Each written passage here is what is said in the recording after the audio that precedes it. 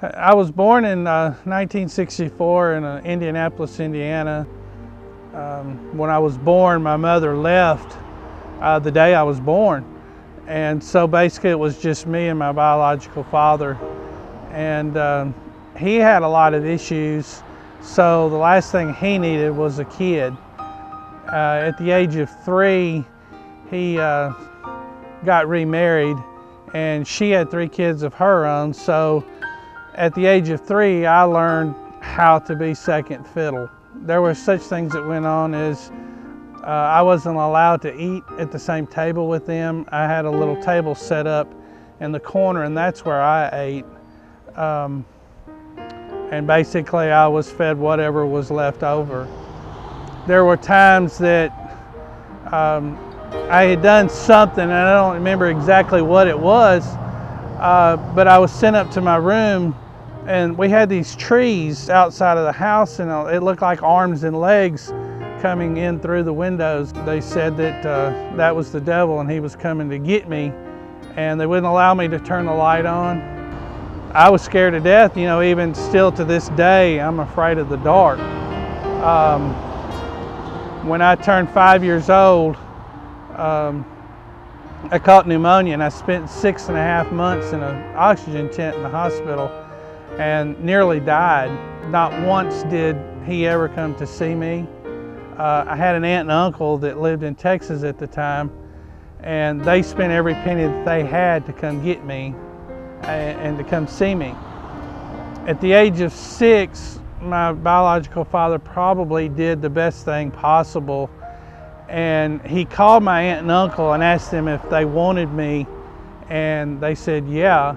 I was 6.5 years old, and I stepped off the plane, and I had a big suitcase, and I had a wooden cap gun in that suitcase, and it was the only toy I'd ever had in my entire life. And what little bit of clothes I had. I weighed 35 pounds. Now, throughout the rest of my childhood, it was okay. But for the first couple of years, my aunt and uncle realized that there was something wrong. So I went to different psychiatrists and stuff, and they told my mom that at some point in time all this would come back. I know that in the James it says to train up a child in the way he should grow, and when he grows old he shall not depart from it. Well, all that's good, but it can also go the other way too. Fairly smart in school, but just something was not there.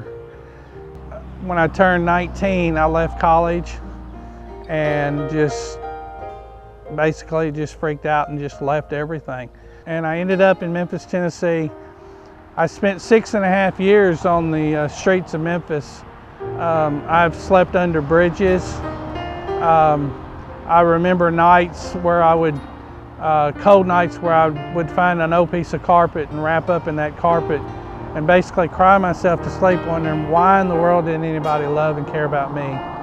What had I done that was so wrong? I've eaten meals out of garbage cans. It was just a really hard 6.5 years. Downtown, there's a place called the Memphis Union Mission, and I found out about this place, and I went there, and one of the requirements, you take a shower and you have to hear the gospel. So one day we were in chapel, and I still remember it like it was yesterday. We sang a song called Blessed Assurance, and then the guy that was bringing the message, I felt like he was speaking directly to me, and he spoke in Proverbs 3, 5, and 6. And I still remember that like it was yesterday. I know that the Memphis Union Mission is not who saved me. I know that it was Jesus Christ that saved me. But I am so thankful that somebody took their faith and their belief in God and put it into use and was able to lead me to Christ. There's not a day that my feet doesn't hit the ground before I thank God that I have another day. He's just blessed me with so much, with a nice home, a wonderful wife, a beautiful child that I would lay down in the floor and die for. He doesn't promise me an easy road, but he promises me that he will never leave me and forsake me. I have the assurance there, and I know that no matter what, somebody will love and care about me.